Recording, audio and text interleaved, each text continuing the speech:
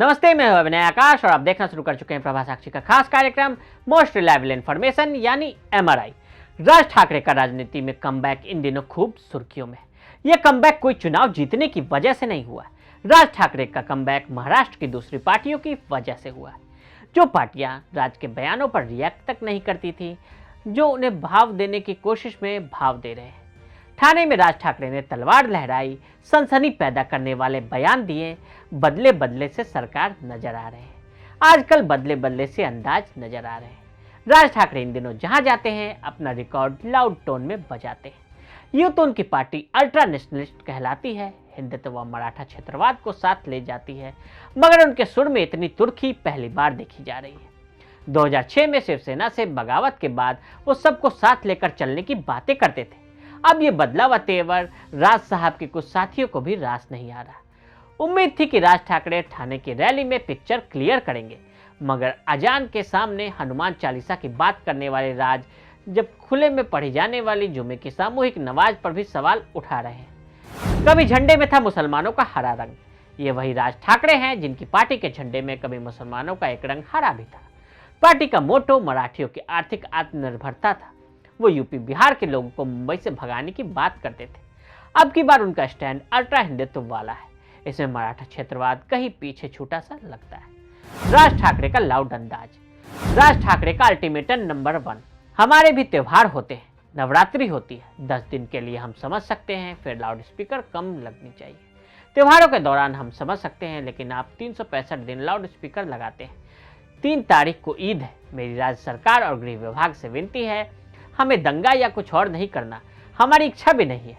महाराष्ट्र के हालात हमें नहीं बिगाड़ना। आज 12 तारीख है, 12 से 3 मई के बीच महाराष्ट्र के सभी मौलवियों को बुलाओ, उन्हें बोलो सभी मस्जिदों पर लगे लाउड स्पीकर उतरने चाहिए। राज ठाकरे का अल्टीमेटम नंबर 2। जो मेरा भाषण सुन रहे हैं उन सभी को साक्षी मानकर मैं कहना चाहता हूँ कि जिन मुसलमानों को प्रार्थना करना है अपने घर में करे। हर कोई अपना धर्म अपने घर पर रखे, उसे सड़क पर न लाए। जब त्योहारों का मौका होगा तो हम 10 से 15 दिन समझ सकते हैं, लेकिन 365 दिन 24 घंटे यह नाटक लफड़ा इसके आगे महाराष्ट्र में नहीं चलेगा। राज ठाकरे का अल्टीमेटम नंबर 3।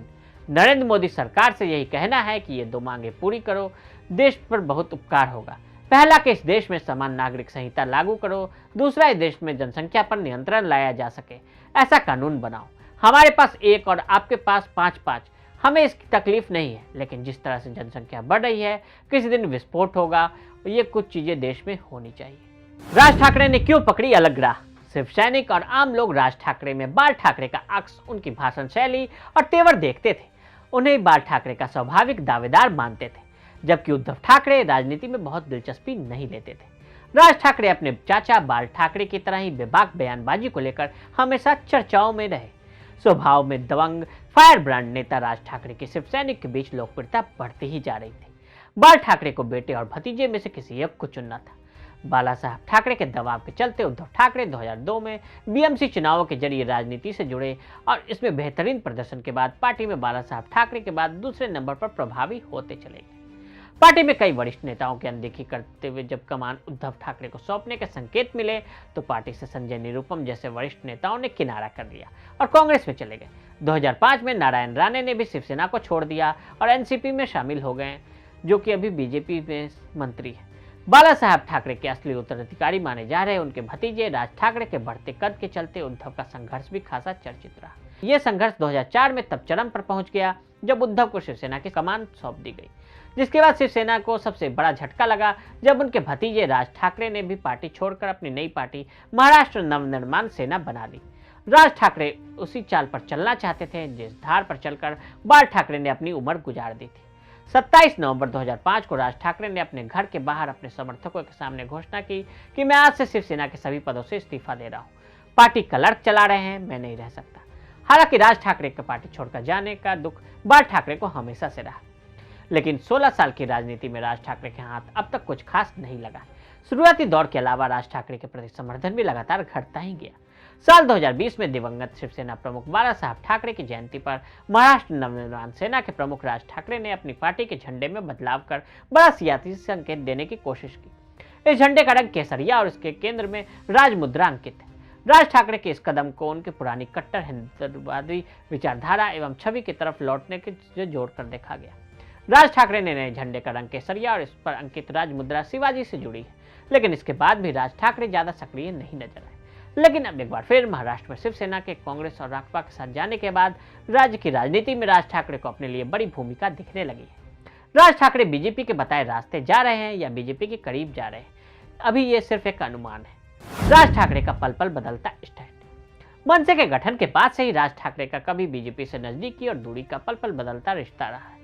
साल 2014 के लोकसभा चुनाव से पहले मनसे प्रमुख राज ठाकरे ने खुले तौर पर बीजेपी के पीएम पद के उम्मीदवार नरेंद्र मोदी को सपोर्ट करने का ऐलान कर दिया और कहा कि लोकसभा चुनाव के बाद उनकी पार्टी एमएनएस नरेंद्र मोदी को समर्थन देगी। इस दौरान तत्कालीन बीजेपी अध्यक्ष राजनाथ सिंह ने कहा भी था कि राज्य शिवसेना बीजेपी आरपीआई गठबंधन में शामिल हुए बिना मोदी के नाम पर वोट मांग रहे हैं, लेकिन तब जवाब देते हुए राज ठाकरे ने कहा था कि मैंने प्रधानमंत्री पद के लिए मोदी को अपना समर्थन दिया है, राजनाथ को नहीं। मोदी इस मुद्दे पर चुप है, फिर आप इसके बारे में क्यों बोल रहे हो। वक्त बदलता है और मोदी सरकार सत्ता में आती है, पूरे 5 साल का कार्यकाल भी पूरा करती है। फिर आता है 2019 का लोकसभा चुनाव, लेकिन इस दौरान एक बड़ा बदलाव देखने को मिलता है। पिछले चुनाव में नरेंद्र मोदी को बिन मांगे समर्थन देने वाले राज ठाकरे 2019 आते आते विरोध में खड़े नजर आते हैं। 2019 के आम चुनाव से पहले राज ठाकरे महाराष्ट्र में घूम घूम कर मोदी विरोधी मुहिम चलाते हैं। राज ठाकरे के मंच से स्क्रीन पर मोदी के पुराने भाषण दिखाए जाते हैं और लोगों को यह समझाने की कोशिश होती है कि मोदी कितना झूठ बोलते हैं। तब मुख्यमंत्री रहे देवेंद्र फडणवीस ने तो सीधे तौर पर बोल दिया था कि राज ठाकरे बारामती के स्क्रिप्ट पढ़ रहे हैं। बारामती एनसीपी नेता शरद पवार का इलाका है। लेकिन महाराष्ट्र के विधानसभा चुनाव के बाद राज्य की बदलते सियासत और महाविकास अघाड़ी के गठन के बाद राज ठाकरे को एनसीपी से भी दूरी बढ़ गई। दरअसल साल 2006 में शिवसेना से अलग होकर पार्टी बनाने और अपना मुकाम हासिल करने की राज ठाकरे की कोशिशें परवान नहीं चढ़ सकी। वो अभी तक लोगों को ये नहीं समझा पाए कि आखिर उनकी पार्टी शिवसेना से कैसे अलग है। शिवसेना की राजनीति के समर्थक उनसे वैसे ही दूरी बना लेते हैं। अगर वो किसी तरह अपने ऊपर कोई उदार छवि ओढ़कर बीजेपी शिवसेना गठबंधन के पक्ष में खड़े होते हैं तो वो फेल हो जाते हैं, क्योंकि लोग कंफ्यूज हो जाते हैं। कुछ वैसे ही जैसे बीजेपी से अलग होकर बाबूलाल मरांडी झारखंड में एक बार राजनीतिक तौर पर खड़ा नहीं हो पाए।